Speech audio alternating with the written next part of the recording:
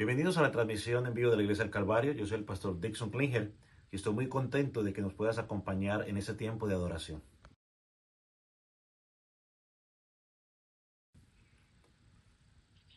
No sé cuál sea la situación que estés pasando en este momento, pero déjame decirte algo. Dios está en control. El Salmo 46, versículo 1 dice, Dios es nuestro amparo y fortaleza, nuestro pronto auxilio en la tribulación. Si esta es tu primera vez con nosotros, queremos darte una cordial bienvenida y agradecerte por unirte con nosotros para adorar a nuestro Salvador a través de la predicación de la palabra de Dios. Creemos que la Escritura es suficientemente clara y poderosa para transformar tus vidas. Así que nuestra oración es que Dios hable a tu vida y que seas edificado por medio de la palabra de Dios. Una vez más, te damos gracias por conectarte con nosotros. Comencemos juntos este tiempo de adoración al Señor.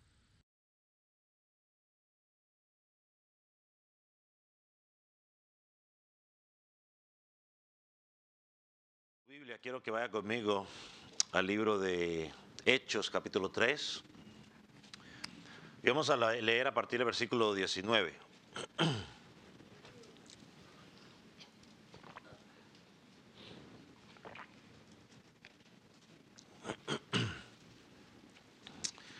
Puede indicar con un amén cuando lo haya localizado. Y si no trae una Biblia, pues puede mirar con nosotros en la pantalla que vamos a estar transmitiendo los versículos para que usted pueda acompañarnos. O se puede acercar a alguien que tenga Biblia a su lado. Dice el versículo 19, así que arrepentíos y convertíos para que sean borrados vuestros pecados, para que vengan de la presencia del Señor tiempo de refrigerio. Y Él envíe a Jesucristo que os fue antes anunciado, a quien de cierto es necesario que el cielo reciba hasta los tiempos de la restauración de todas las cosas, de que habló Dios por boca de sus santos los profetas que habían sido desde tiempos antiguos. Porque Moisés dijo a los padres, el Señor vuestro Dios os levantará profeta de entre vuestros hermanos como a mí. A él oiréis en todas las cosas que os hable, y toda alma que oiga aquel profeta, y toda alma que no oiga aquel profeta, será desarraigada del pueblo. Y todos los profetas, desde Samuel en adelante, cuanto han hablado, también han anunciado estos días. Vosotros sois hijos de los profetas y del pacto que Dios hizo con vuestros padres diciendo a Abraham, en ti, en tu simiente serán benditas todas las familias de la tierra. A vosotros primeramente Dios, habiendo levantado a su Hijo, lo envió para que os bendijese a fin de que cada uno se convierta de su maldad. Oremos. Padre, en esta mañana una vez más, te pedimos que seas tú nuestro maestro. Señor, no tenemos la capacidad para estudiar tu palabra, pero te pedimos que tu Espíritu Santo nos dé la capacidad de poder entender lo que ella nos quiere decir. Que tu Espíritu Santo nos dé la capacidad para poder aplicar a nuestras vidas. Señor, oramos por aquellos que no te conocen, para que tu Espíritu Santo sea el que obra en sus vidas convenciéndolos de pecado, de justicia, de juicio, de la necesidad de un Salvador. Señor, ayúdanos a aprender estas verdades, que ellas sean parte de nuestra vida diaria, como congregación o como personas individuales. Señor, quédate en medio nuestro y que tu Espíritu Santo te glorifique a través de la palabra que vamos a enseñar. Señor, y que no sean las palabras del engañoso corazón de un hombre, Señor, sino que sea tu palabra de principio a fin. En el nombre de Jesús. Amén. Puede tomar asiento.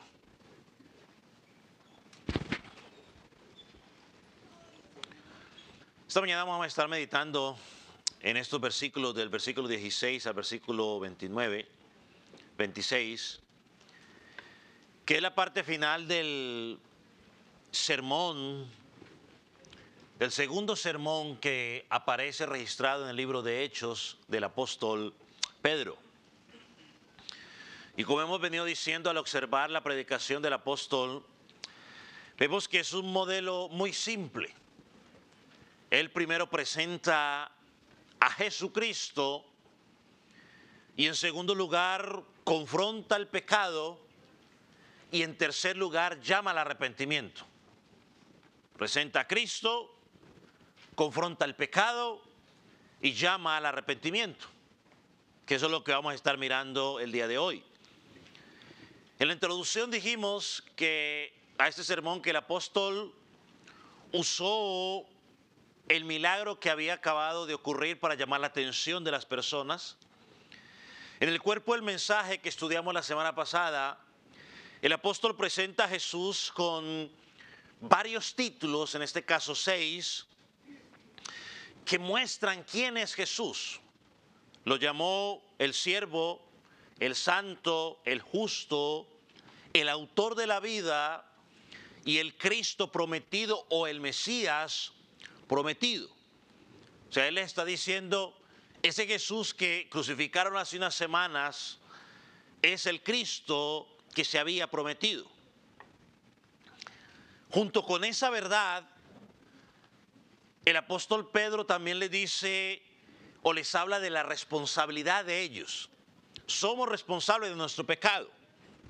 Él le dijo, ustedes lo rechazaron, ustedes lo entregaron, lo llevaron a la muerte y por lo tanto ese es un pecado por el cual ustedes tienen que responder delante de Dios.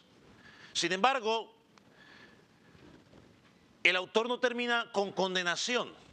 En el versículo 17, él cambia de tono y presenta un tono compasivo y les dice que ustedes actuaron en ignorancia. Y ya explicamos que cuando hablamos de que actuaron en ignorancia no era que eran inocentes y no sabían lo que estaba pasando, sino que ese rechazo a Dios era el resultado de ese corazón endurecido. Pero a pesar de eso, Dios les va a mostrar su gracia. Le dice, a pesar de que ustedes lo rechazaron, lo entregaron a muerte, hay una oportunidad de salvación. Y eso nos lleva a la conclusión del sermón del apóstol Pedro y la introducción de nuestro sermón el día de hoy. Versículo 19, donde le dice, así que arrepentíos y convertíos. Es allí donde el apóstol lleva a los oyentes a detenerse y a responder en base a lo que han escuchado. O sea, tienen que tomar una decisión. Y la decisión es arrepiéntase y conviértase. Ahora, note algo, y quiero decirlo con amor y no como una crítica, pero el llamado que vemos en la Biblia, cuando se le predica el mensaje al pecador, no es un llamado a repetir unas palabras después de mí. El énfasis es más profundo. Pedro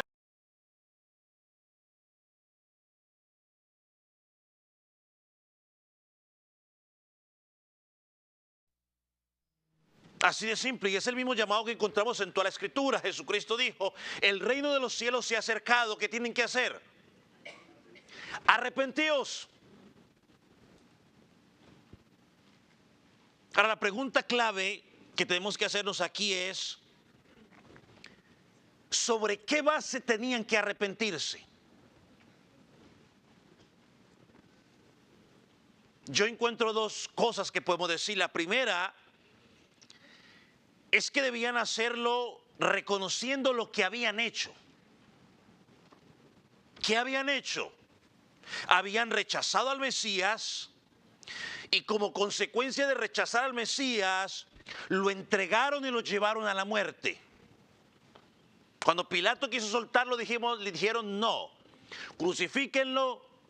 Y se atrevieron a decir, yo soy padre y muchos de aquí ustedes son padres, y uno espera lo mejor para sus hijos, pero ellos se atrevieron a decir, mire, vea, crucifíquenlo y nosotros recibimos las consecuencias y hasta nuestros hijos si es suficiente que las reciban.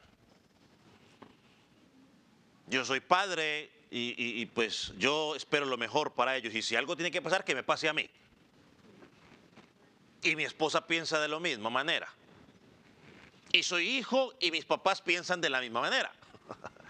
Y me imagino que los padres que están aquí piensan de alguna manera. O alguno que piense diferente para orar por usted. De una vez oramos por usted. Pero un padre normal dice, no, si algo me tiene que pasar, que me pase a mí. No a mi hijo lo quiero lo mejor. No, estos estaban tan cegados que dijeron, vea, nosotros subimos las consecuencias y si es necesario que nuestros hijos también. Ay, sí, menos mal Jesús dijo, Señor, perdónanos porque no saben lo que dicen.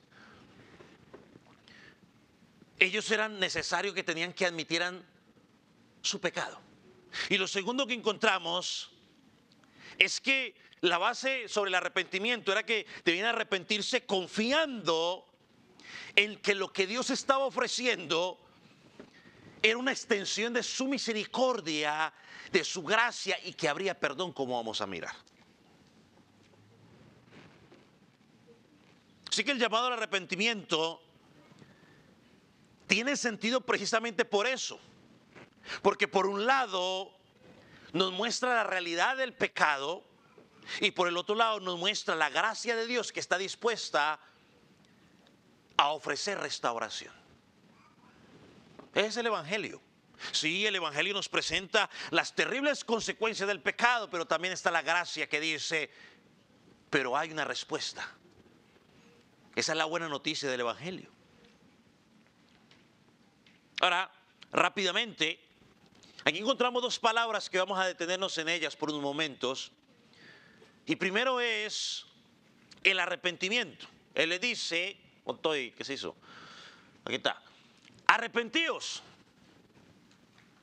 ¿Qué es el arrepentimiento? En muchas ocasiones lo hemos hablado. Pero el arrepentimiento significa cambiar de manera de pensar y de vivir. Se lo pongo de esa manera. Arrepentimiento es cuando tú cambias tu manera de pensar y por lo tanto tu manera de vivir también cambia. Es un giro completo en la dirección en la que estás caminando. Es identificar que voy por el camino equivocado y prefiero dar media vuelta y cambiar mi dirección. Es dejar lo malo y empezar a caminar en dirección a lo que Dios dice en su palabra. La mejor ilustración que podemos encontrar en la escritura de arrepentimiento lo encontramos en la parábola que el Señor Jesús contó allá en Mateo 21, para los que están tomando nota, se la voy a resumir, no la vamos a leer, usted la puede leer en su casa con mayor detalle, donde un padre que tenía dos hijos, tenía dos hijos. Él se acerca al primero y le dijo que fuera a trabajar a la viña. Y el hijo le dijo, sí, papi, de buena manera, ahí voy a estar, no se preocupe. Sin embargo, cuando llegó el momento, ¿qué pasó con ese hijo? Los que conocen la historia, nunca apareció. Pero cuando le dijo al segundo hijo, le dio la misma la instrucción, dijo, mire, yo por ahí no voy a ir, no tengo ganas. Pero dice la palabra que al final cambió de parecer, cambió de actitud y ese sí se presentó a trabajar. Pero versículo 21, Mateo 21, versículo 29 dice lo siguiente. Así lo resume Jesús, dice, no quiero, pero después se arrepintió y fue. Ese es el arrepentimiento. Cambió de forma de pensar y obedeció. Cambió su decisión y actuó de manera diferente. En lo espiritual es lo mismo. Si hemos tenido en lo espiritual un pensamiento equivocado con respecto a Dios, un pensamiento equivocado con respecto a Jesucristo, necesitamos cambiar esa forma de pensar. Mucha gente de burla no lo dice. Es que a los cristianos les hicieron un coco wash. O sea, le lavaron el cerebro o le lavaron el coco, como se dice por ahí entonces. Les lavaron el coco, la cabeza, ¿sí? Cuando tú conoces a Jesucristo y su palabra entra a nuestra vida, nuestra mente es transformada, es lavada. Y lo que pensábamos antes de Jesucristo, ahora ha cambiado. Pensamos que era un aburrido, pensábamos que es que la religión manipula y esto y lo otro, pero ahora cuando conocemos a Cristo entendemos que Él lo es todo. Ahora nuestra vida camina en base a lo que la Escritura dice de Jesucristo. Antes pensábamos que la Escritura era un libro normal, un libro escrito por puros hombres y eran puras historias. Pero ahora que Jesucristo ha lavado o ha cambiado nuestra forma de pensar, entendemos que no es un libro cualquiera. Que es que la palabra de Dios es el pensamiento de Dios. Y que aunque lo escribieron los hombres, Dios en su sabiduría se percató de que no hubiera ningún error porque fue directamente dada por Dios. Ahora ella se convierte en nuestra norma de fe y conducta. Por eso dimos la vuelta y ahora caminamos en una dirección correcta.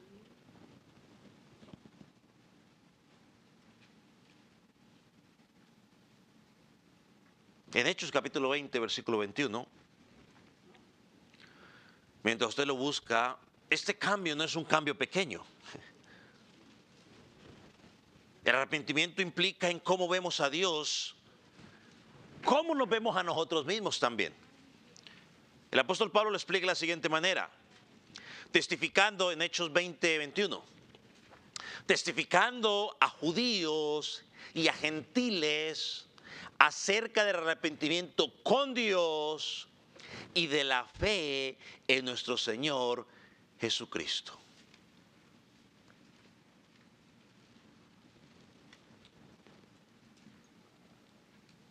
En tiempo de Jesús muchas personas pensaban que agradaban a Dios. Es que yo soy buena persona y haciendo ciertas cosas yo voy a agradar a Dios si cumplían ciertas normas. Pero la palabra les enseñó lo contrario. Romanos 3:20, por ejemplo, dice que por las obras de la ley ninguno puede ser justificado. De hecho, yo hablábamos un poco con un hermano donde algunos piensan y creen que si hacen buenas obras ganan méritos con Dios. Usted puede hacer todas las obras que usted quiera, pero usted no gana méritos con Dios por hacer obras. Las obras en el cristiano son la consecuencia de la salvación, no puntos para ganar con Dios. Efesios 2:9 también lo dice, lo hemos dicho en varias ocasiones. Por obras, la salvación no es por obras, ¿para qué? Para que nadie se gloríe. Bueno, llegar al cielo y empezar usted y yo a decir todas las cosas que hemos hecho para habernos salvado. Entonces Josué llega y dice, yo tuve que aguantarme a una iglesia grandísima. Entonces yo digo, ya quedamos. ¿Quién compite contra Josué en dirigir una iglesia tan rebelde y tan grande? ¿Quién compite con el apóstol Pablo en las escrituras de las cosas? Ninguno. O sea, no es por obras, es por fe. Por eso ahora el arrepentimiento implica un cambio de nuestra manera de pensar. El segundo término que encontramos es la conversión. Esta palabra también significa volverse. Y en el Nuevo Testamento siempre era utilizado para referirse hacia un pecador que se volvía hacia Dios. o un pecador que regresa a Dios. Habla de una persona que iba por un camino, antiguo camino, un camino ancho, si me permite llamarlo de esa manera, ahora se vuelve al camino angosto en dirección a Dios. Así que el arrepentimiento y la fe o el convertirse van juntos.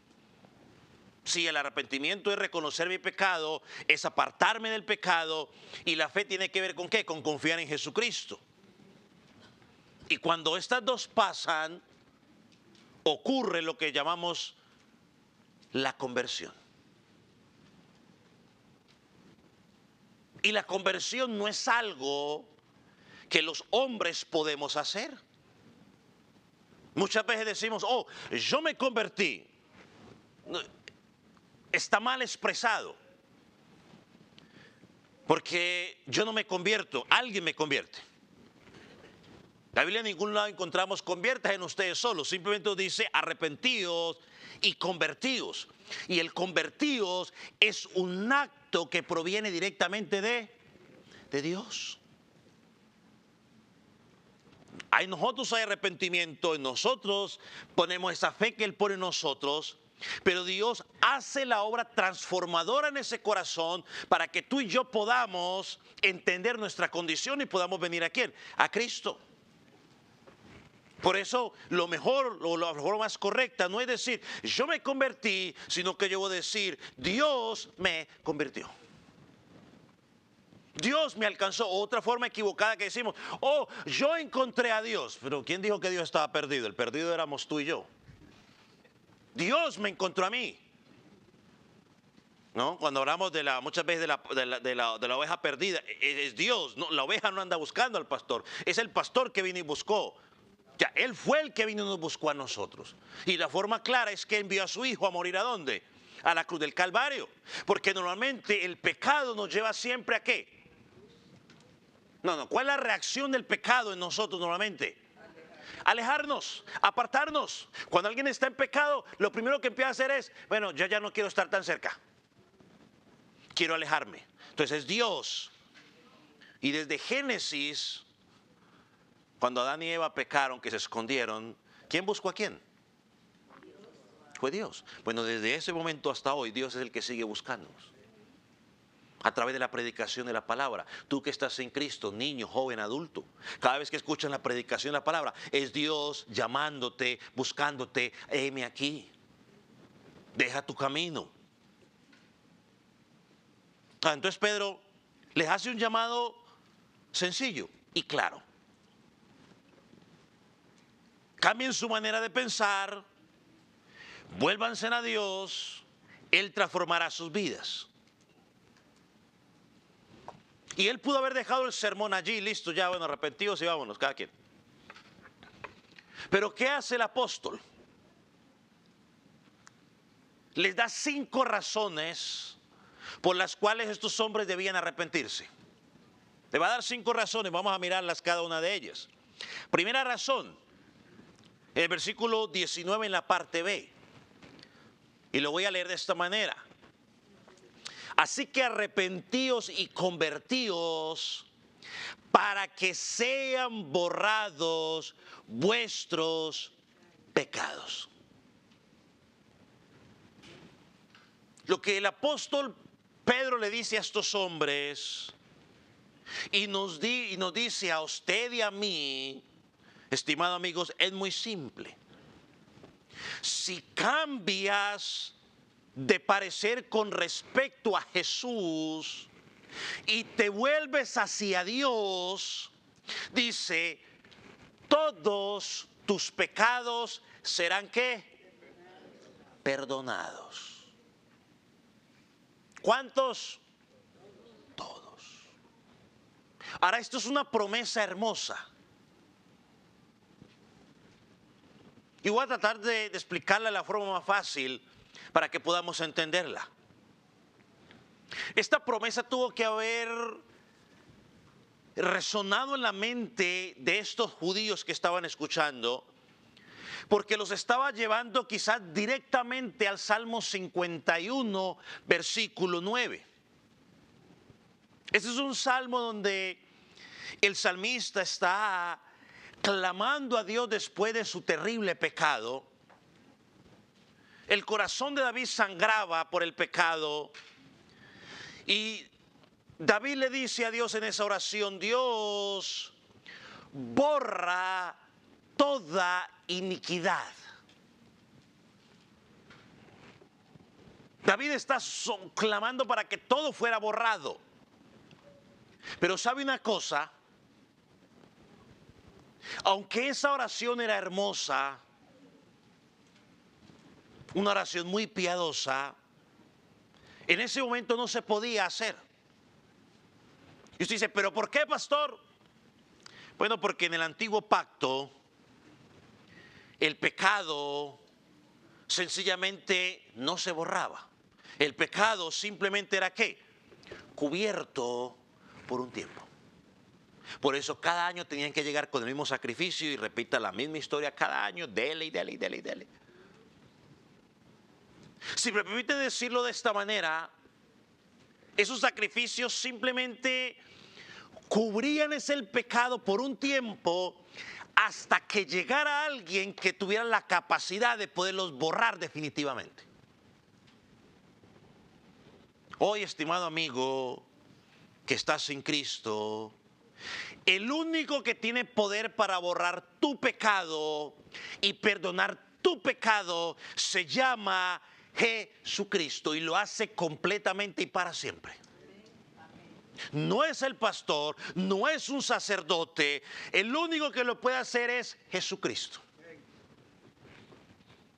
¿Se acuerdan cuando estudiamos en Hebreos que en el Antiguo Testamento el sistema de sacrificio y los sacerdotes no podían quitar el pecado de manera definitiva? Es más, ni siquiera podían sentarse porque su labor era constante.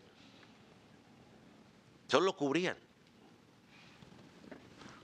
Pero Dios en su palabra ya lo había profetizado lo que iba a pasar. Vaya, por ejemplo, a Isaías 43, 25. Y luego vamos a ir a Isaías 44, 22.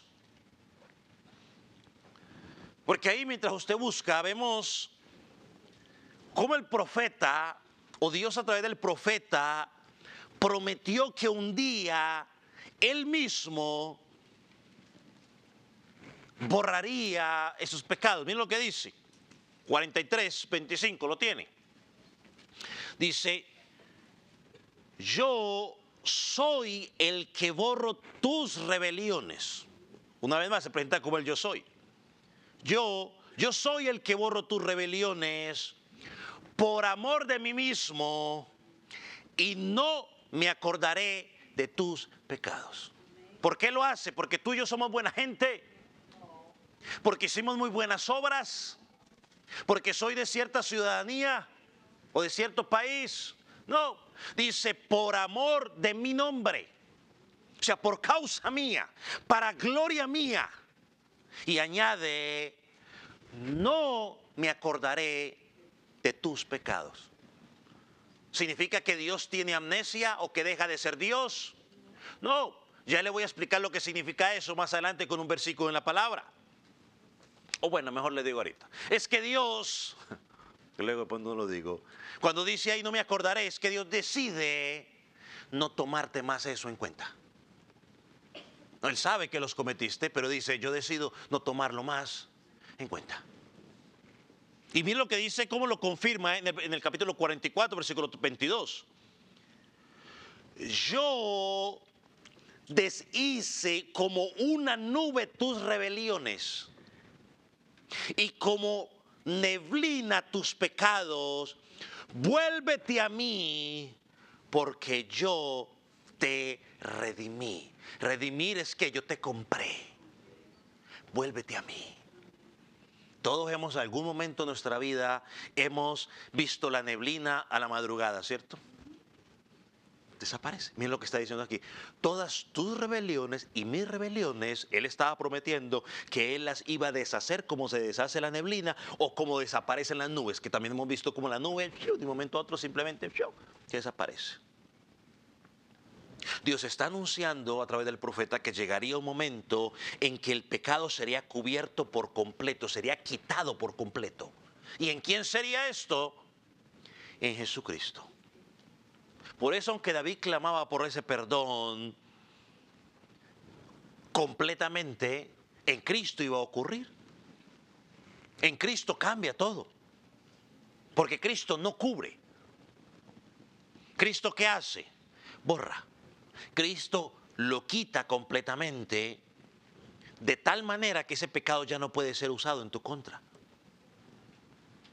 Tú y yo podemos recordar los pecados que hemos cometido en el pasado, pero tenemos algo consolador en Dios. Es que si tú y yo verdaderamente estamos en Cristo, y digo verdaderamente porque hay muchas personas que creen que están en Cristo y no están en Cristo, pero si tú realmente estás en Cristo, escúcheme con atención, esos pecados ya no cuentan. No cuentan ni tus pecados pasados, ni tus pecados presentes, ni mucho menos los que vas a cometer mañana si estás en Cristo. Hemos sido liberados de la carga del pecado y de la condenación. Esta es la gracia que encontramos en Cristo, una gracia real, completa, una gracia libertadora. Cristo no es como cuando nos ponemos a discutir con alguien y luego empezamos a sacarle los pecados o los problemas que tuvimos 2, 3, 4 años atrás. La palabra borrar, y quiero explicarlo de esta manera, porque aquí dice, para que sean borrados vuestros pecados. Esa palabra borrados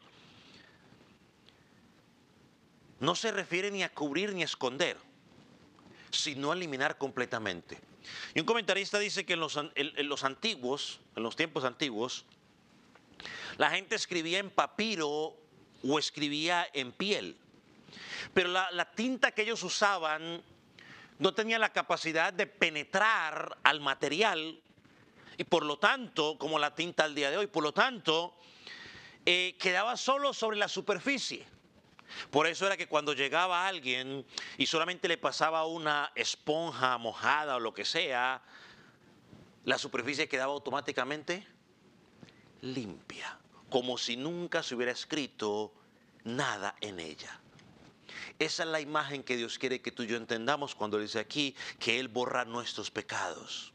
No es una tacha ahí que Él pone y no. Él dice limpios automáticamente, como si nunca hubieran estado allí.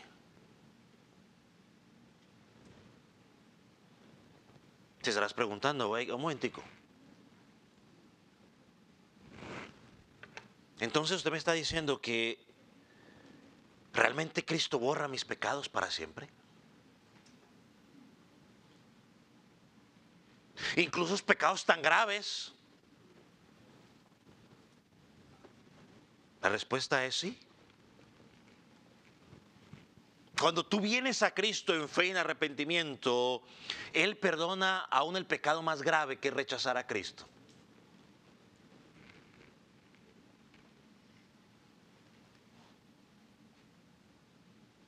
Déjeme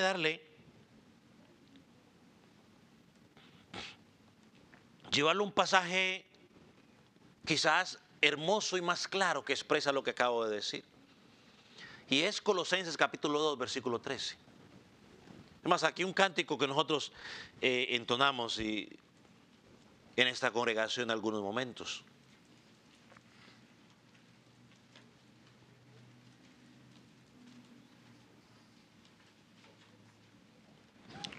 Por eso, estimado amigo que estás en Cristo, ven a Cristo y tus pecados serán automáticamente borrados.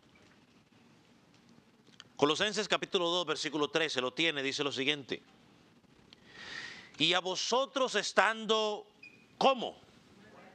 Muertos en pecados, dice, os dio vida juntamente con Él.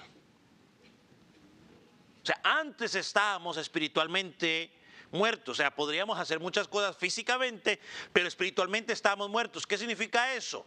Que no podías comunicarte con Dios. Pero es que yo rezaba todas las noches. Usted podía haber rezado todas las noches, pero usted tenía una comunión rota con Dios. No podía acercarse a Él. Espiritualmente significa de que tú no podías responder a lo que Dios pide de ti. separados de Dios. Pero cuando Cristo nos salva, nos da una nueva vida. Luego añade, habiéndoos perdonado. ¿Cuántas de tus transgresiones? Todas tus transgresiones o todos tus pecados. Todos son todos. Escúcheme por favor. No algunos de sus pecados, no los pecados más grandes o los más pequeños, sino todos. Ese es el alcance de la gracia y el perdón de Dios.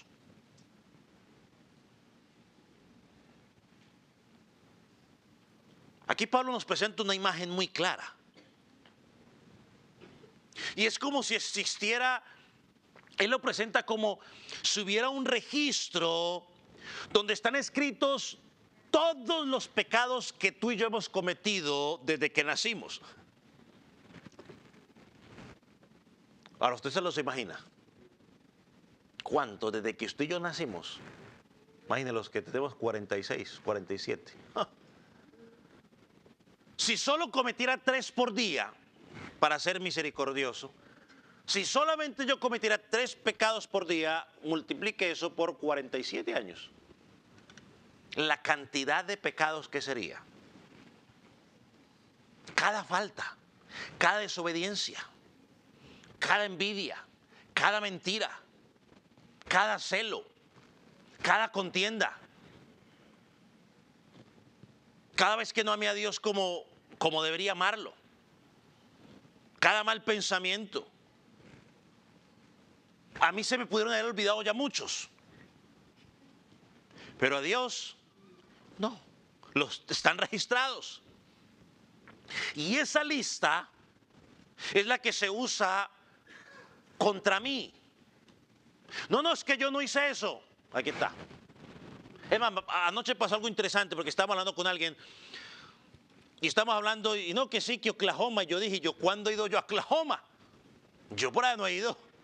Mi esposa dice, sí. Y yo no me acuerdo. Pum, no, aquí está la foto. Pum, sacó la foto. Aquí estábamos en Oklahoma. Yo le, ok. Hay cosas que usted ni se acuerda que usted ha hecho. Que dijo, que pensó. Están registrados. Y es lo que va a usar a la contra. ¿Y a qué hora dije yo eso? Lo dijo tal día, tal hora. Tal persona estaba vestido así. Pero aquí está la buena noticia. Porque Dios no dejó ese registro como estaba. Dice que en Cristo Dios tomó tu registro y mi registro y lo anuló. Lo quitó, lo borró por completo. Y eso es lo glorioso del Evangelio. Donde había culpa, ahora hay perdón.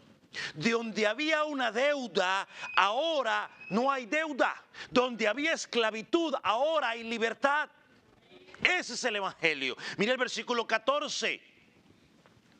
Anulando el acta de los decretos que había contra quién, contra nosotros.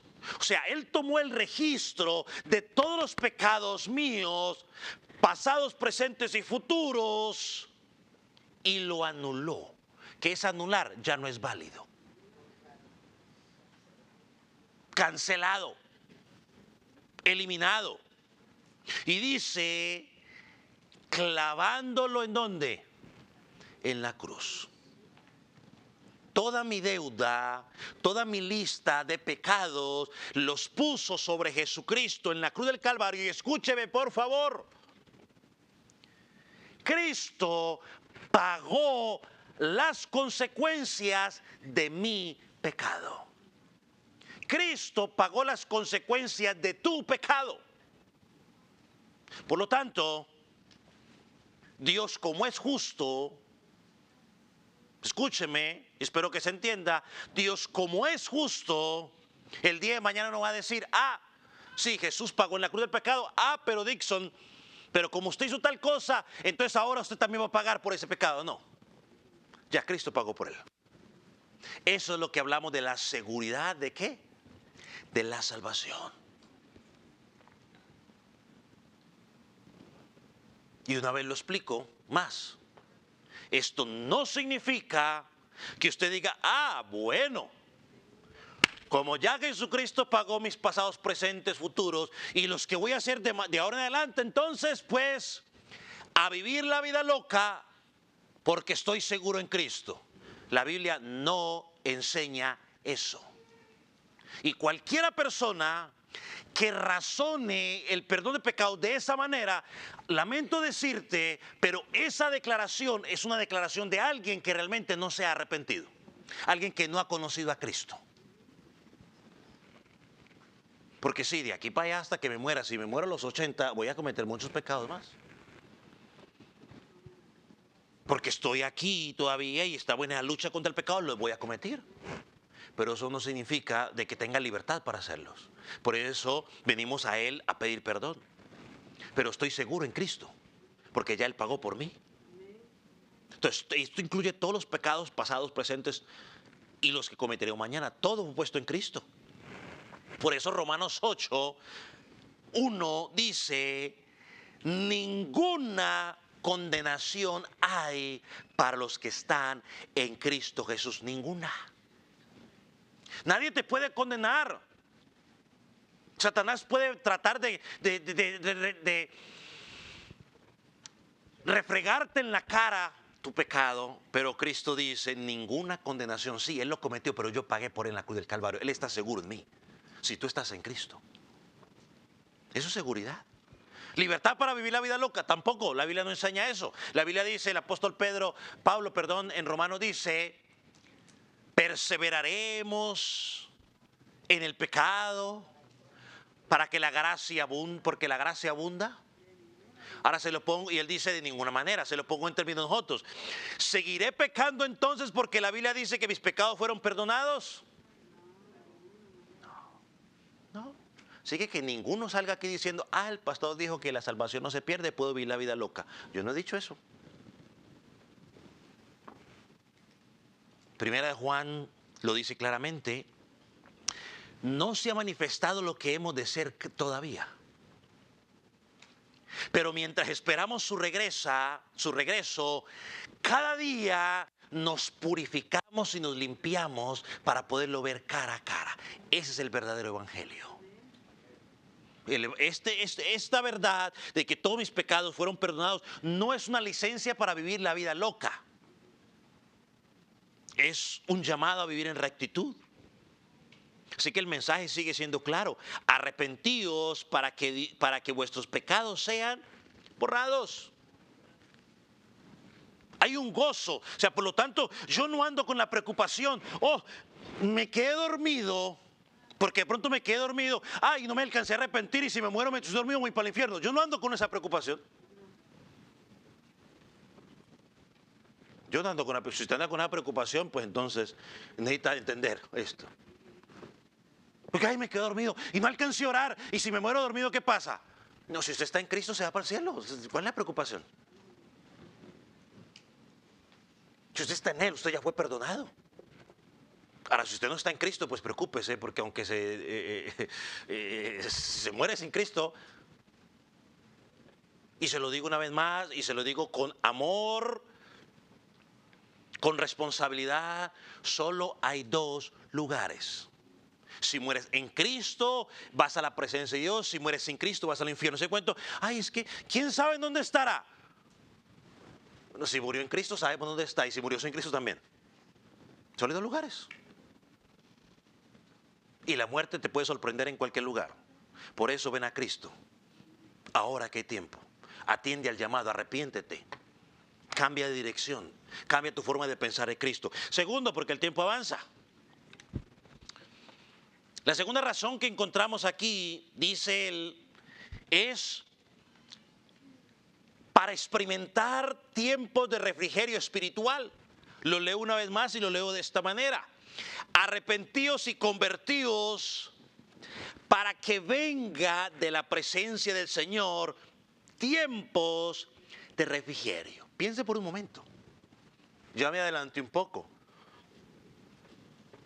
Pero qué mayor descanso no puede haber en tu vida en saber que todos tus pecados fueron perdonados. Eso trae descanso. El saber que ya no tengo una deuda con Dios. El saber, el gozo de saber que he sido perdonado. El gozo de saber, escúcheme, que soy hijo de Dios. Soy hijo de Dios. Qué gozo saber eso. Que Él me adoptó. Y no es que me adopta y me desadopta. No, bueno, pecaste, bueno, ya no eres más mi hijo. Me arrepentí, bueno, vengo otra vez, hijo. Y así, no. El papá, uno como los padres se podrán avergonzar de algunas cosas que los hijos hayan hecho. Pero no dejan ser hijos, no dejan ser hijos. Y aunque mi papá y mi mamá me digan, ya no eres más mi hijo, bueno, pues biológicamente voy a ser su hijo toda la vida.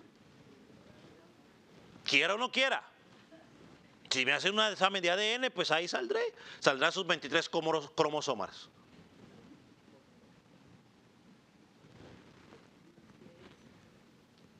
Pues Dios no anda adoptando y desadoptando hijos.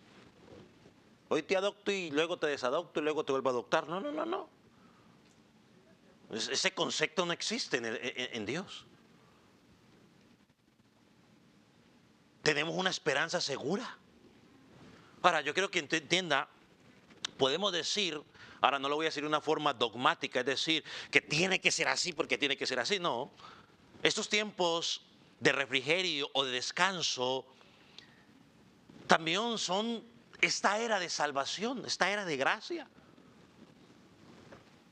Una invitación que es para toda persona que se arrepienta, y escúcheme, incluida la nación de Israel. Si tú te arrepientes y vienes a Cristo, encontrarás descanso para tu alma. Eso fue lo que Jesús le dijo a los fariseos o a la gente. Le dijo, mire, vea, vengan a mí todos que están trabajados y cansados y yo os haré descansar. Y muchas veces le decimos a la gente, ay, pastor, es que no quiero ir a la iglesia porque estoy cansado. No, hermano, la Biblia dice que vengan a mí los que están trabajados y cansados, yo le haré descansar. No, usted venga a la iglesia y verá que Dios le da descanso. Y le hacemos esa aplicación, pero si somos honestos, Jesús no está hablando de eso. ¿De qué está hablando Jesús entonces, pastor? De todas las cargas, toda la opresión que los líderes religiosos estaban poniendo sobre ellos, que ya era pesado, y tanta cosa, que tengo que hacer esto, que tengo que hacer esto, que tengo que... Jesús dice, hombre, vengan a mí, ustedes que están cansados de todas esas opresiones, normas religiosas que ellos les han puesto, y si vienen a mí, yo les voy a dar el descanso verdadero. Yo les voy a perdonar. Hermano, y venir a Cristo y saber que Él perdonó todos, absolutamente todos mis pecados pasados, presentes y futuros, eso le da a uno descanso. Por eso usted duerme tranquilo. ¿Se dan alguna duda? Los católicos dicen, o los Roma dice, no es que nadie sabe si va a ser salvo, sabremos cuando lleguemos allá. Pero si es que la Biblia nos dice claramente quiénes son salvos y que usted puede tener esa seguridad. ¿Quiénes? Los que han creído en Cristo. Ahí dice, Juan 1:12. Mas a todos los que creen en su nombre, les dio potestad, les dio derecho de ser hijos de Dios. Esto no es, dice el versículo 13, de hombres, por voluntad de hombres, sino por voluntad de Dios. Es decir, es por obra de Él. Eso nos da seguridad. Tercero, si se debían arrepentirse, porque Cristo volverá y su reino será establecido. Versículo 20.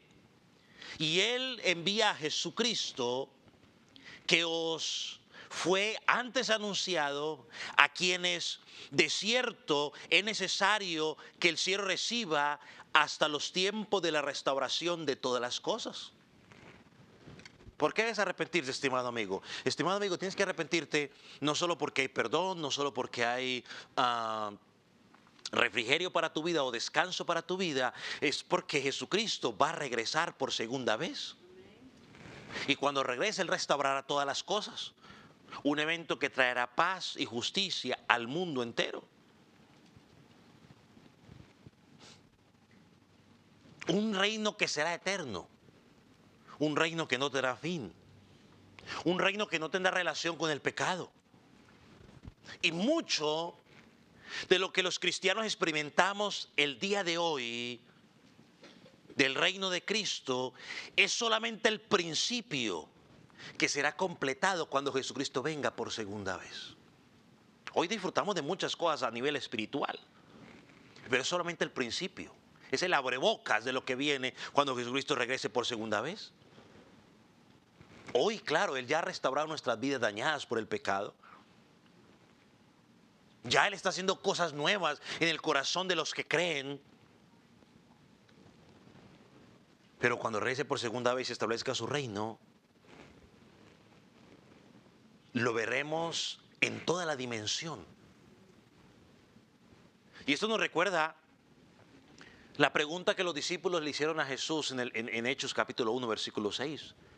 Jesús, ¿restaurarás el reino de Israel en este tiempo? Y yo creo que la respuesta está clara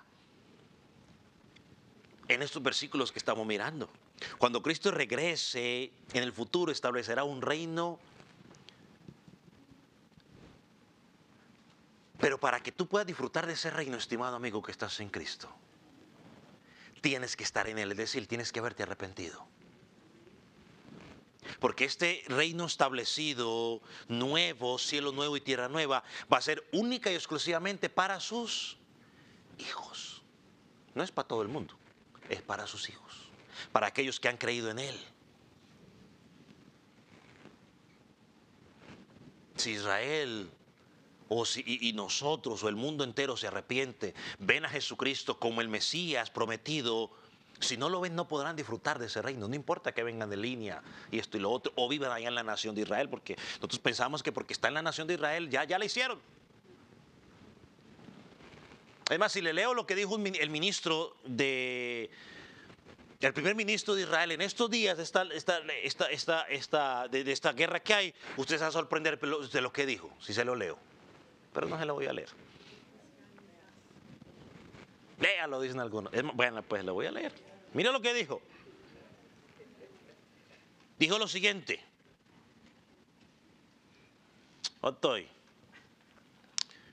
Dice, en un discurso oficial captado por un video de la oficina de prensa del gobierno de Israel, el primer ministro de Israel, Benjamín Netanyahu, como se llame, pronunció las palabras que han desatado indignidad global, especialmente entre las comunidades cristianas y críticos políticos. Dijo, Jesucristo no tiene ninguna ventaja sobre Genghis Khan, no sé quién es ese, pero sí porque si eres lo suficientemente fuerte y despiadado y poderoso, el mal vencerá al bien. ¿Qué es lo que está diciendo? No necesitamos a Jesucristo. Si nosotros somos capaces, no necesitamos a Jesucristo.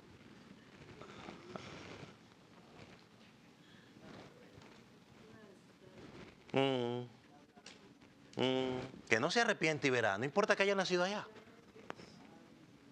Que no se arrepiente y verá. Que no se arrepiente y verá.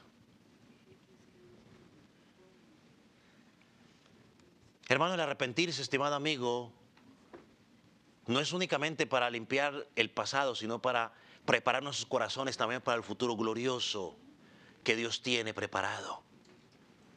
Por eso el llamado sigue siendo urgente. Arrepiéntete y conviértete. Entonces, estimado amigo que estás en Cristo, el arrepentimiento no solo te libra del peso del pecado, sino que te prepara para cuando Jesucristo regrese por segunda vez. Cuando Él restaure todas las cosas. En cuarto lugar, una razón más por la cual debes arrepentirse, versículo 22 al 24, porque rechazar a Cristo trae juicio. Si rechazas a Cristo, trae juicio para tu vida. Y para explicarlo, ¿qué hace Pedro? Pedro no usa palabras de él para que luego diga, bueno, eso es lo que tú dices, Pedro. No, lo que Pedro hace automáticamente va a Deuteronomio 18. Y lo que encontramos en Hechos 3, 22 y 24 es una cita de Deuteronomio 18, 15 y 19. Yo se los puse así. El Señor vuestro Dios os levantará profeta.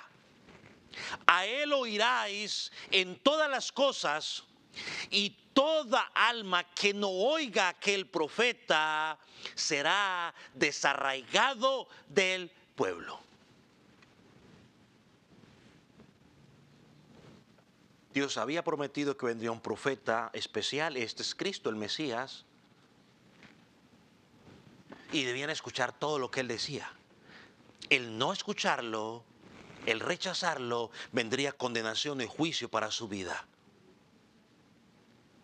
Tú no puedes recibir la bendición de Dios, estar esperando bendición de Dios, pero al mismo tiempo rechazar a Dios.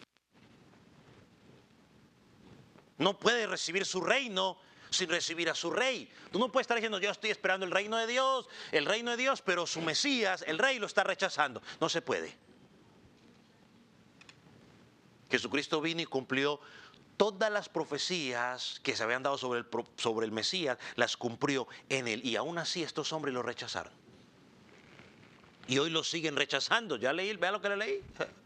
No necesitamos de Cristo, necesitamos en nosotros ser fuertes. Eso se llama ¿qué? Autosuficiencia. Luego añade algo más, versículo 24 de Hechos.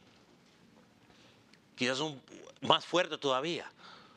Dice, y todos los profetas, desde Samuel en adelante, cuantos han hablado, también han anunciado estos días. Es decir, toda la escritura, lo hemos dicho desde este púlpito en muchas ocasiones y lo seguiremos diciendo mientras estemos aquí.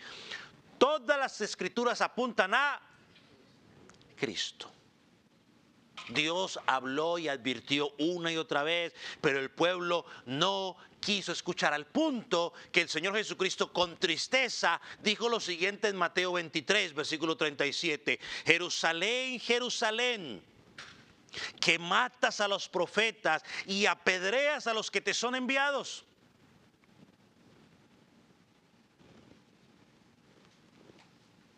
Los que conocían las profecías. Mataban a los profetas, los apedreaban. Dice, ¿cuántas veces quise juntarte a ti como a la gallina junto a sus polluelos debajo de sus alas? Y no quisiste. Aquí vemos el grave problema. No es que Dios no haya hablado. Es que el hombre no quiere escuchar. Y Pedro lo dice claramente, el que rechaza a Cristo, rechaza la salvación. Por lo tanto, enfrentará el juicio de Dios.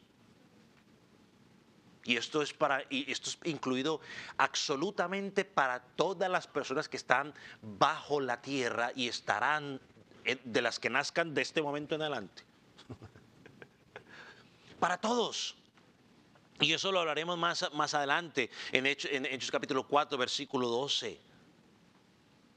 En ninguno hay salvación, en ningún otro hay salvación, sino en ¿quién? En Cristo. No importa qué tan religioso usted sea, si usted no cree en Jesucristo, no hay salvación. No es a través de la iglesia, no es a través de la denominación, es a través de Cristo. Y rechazar a Cristo, estimado amigo, y rechazar la única puerta de salvación. Solo hay una. Y esa puerta es Jesucristo. Por eso el llamado sigue siendo el mismo. Arrepentíos y convertíos. Hoy es el día de salvación, estimado amigo. Y en quinto lugar, versículos 25 y 26. Dice, porque Dios les está ofreciendo gracia y bendición. Versículo 25. Vosotros sois los hijos de los profetas y del pacto que Dios hizo con vuestros padres, diciendo a Abraham, en ti serán benditas todas las familias de la tierra. Es decir, Dios desde el principio había establecido que había una salvación más allá de Israel. Tristemente ellos pensaron que ellos eran los únicos, que ellos eran los más especiales. Se creían, como decíamos los muchachos en mi tiempo, la última Coca-Cola del desierto. Y Dios dice, no señores. Pedro le recuerda, no señores. La promesa a Abraham fue, en ti serán benditas todas las familias de la tierra. Esa bendición se está cumpliendo hoy. Por eso estamos hoy en el 2025 en Dothan, Alabama, pueblo que nadie conoce. Del 26, en Dothan, Alabama, un pueblo que nadie conoce, predicando el Evangelio de Jesucristo. Digo porque nadie conoce, porque siempre me preguntan de Alabama, ¿y de dónde es usted? De Colombia. ¿Y cómo terminó aquí en Dotton, en este pueblito? Por gracia de Dios. Y luego añade, versículo 26. A vosotros primeramente, Dios habiendo levantado a su Hijo, lo envió para que os bendijese a fin de que cada uno se convierta de su maldad. Hermano, mire la gracia de Dios. Aunque lo rechazaron una vez más, Dios le dice, aquí estoy, conviértanse de su maldad. Hay oportunidad de salvación. Hermano, amigo, Dios todavía ofrece esa oportunidad, esa bendición para tu vida. Cree en Él, vuélvete a Él. Acepta su llamado. Acepta esa promesa. ¿En qué consiste esa bendición? ¿Que te harás millonario? Los cheques fluirán y fluirán y fluirán cheques. Carros fluirán. Prosperidad vendrá sobre ti, sobre tu familia, hasta no sé cuántas generaciones. No, el texto aquí nos dice que la bendición es un corazón transformado. La palabra dice aquí que la bendición es que Dios rescata al pecador, te va a rescatar de tu mal camino. Y por último, la bendición es que te dará vida nueva, vida eterna. Lo material quedará aquí. Porque si el día de hoy o mañana tú y yo nos morimos, pues lo que quedó aquí quedó para el que quedó aquí. No nos vamos a llevar nada. Eso no es lo que le dijo el Señor Jesucristo a este hombre que dijo, uy, ya no sé dónde meter tanta cosa.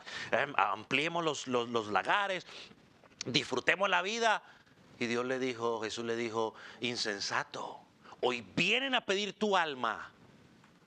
¿Y qué va a pasar con todo esto? Oh, estimado amigo, lo más importante no es los bienes materiales, eso se va a quedar aquí. Y si Jesucristo viene, pues entonces va a ser renovado, va a ser restituido. Así que lo importante es tu alma. Es el mensaje. Romanos 1:16 dice, porque no me avergüenzo del Evangelio, porque es poder de Dios de salvación. Dice, para todo aquel que cree, al judío primeramente y también al griego, o sea, tú y yo.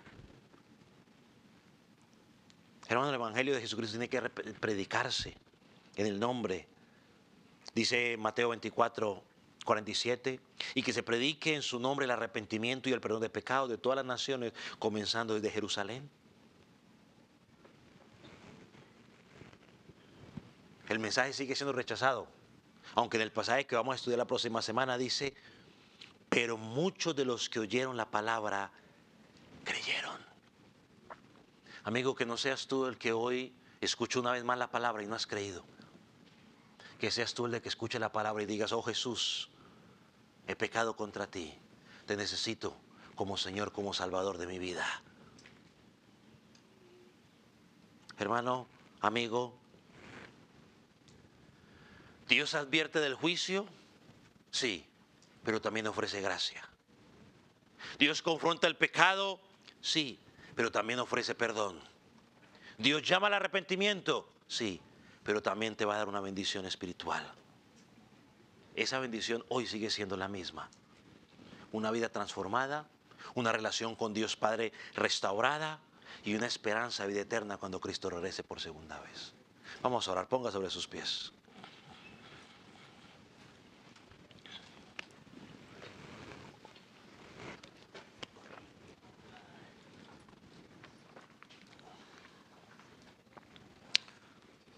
Padre, te agradecemos por tu palabra. Gracias, Señor, por el llamado al arrepentimiento. Gracias, Señor, por las bendiciones que encontramos en el arrepentimiento, perdón de pecados, descanso. Señor, esa venida de Cristo y su reino. Señor, también salvarnos del juicio. Por último, esa gracia que entendemos solamente en ti. Padre, yo oro por aquellos que todavía no te conocen hoy. Para que ellos puedan mirarte a ti. Aquellos que piensan que son buenas personas, que no necesitan un Salvador. Aquellos que piensan que la religión es pura mentira, es puro engaño. Señor, que hoy puedan verte a ti como el único que perdona, que restaura pecados, puedan venir a ti en fe y en arrepentimiento, puedan encontrar salvación. Señor, que puedan encontrar ese refrigerio, que puedan estar a la expectativa del regreso de Cristo, esa paz y tranquilidad que solo se encuentra en ti. Obra en sus vidas como solo tú lo sabes hacer. Padre, que cuando ellos se pregunten qué puedo hacer para ser salvo, puedan recordar las palabras del apóstol Pedro, aquí en este versículo 19, arrepiéntete y conviértete. Señor, oro por aquellos también que quizás, Señor, hemos entrado en la categoría de los fariseos. Tenemos conocimiento, nos ufanamos, Señor, de que llevamos mucho tiempo conociéndote y sabiendo tu palabra, pero en realidad no te conocemos. Padre, si estamos bajo ese engaño, oh Señor, oramos para que tu Espíritu Santo nos saque de ese engaño y realmente podamos conocerte. Señor, que ahora, como dijo Job, Señor, realmente nuestros ojos te puedan ver como tú eres. Señor, y podamos verdaderamente venir a ti en fe y en arrepentimiento. Señor, pero aquellos que ya están firmes en ti, Señor, mi oración no es para que, Señor, ahora entremos a vivir la vida loca porque hay seguridad en ti, sino que cada día podamos vivir en mayor rectitud, en santidad, buscando la santidad, porque sin ella es imposible agradarte. Que busquemos la santificación, porque tu palabra dice que tu voluntad es nuestra santificación, es decir, cada día apartarnos más y más del pecado. Señor, obra. Y en esa lucha que tenemos con el pecado día a día, tú nos fortalezcas y nos dé la capacidad para vencerla. Padre, gracias. Señor, haz la obra en nuestras vidas. En el nombre de Cristo Jesús. Amén. Padre, bendice la...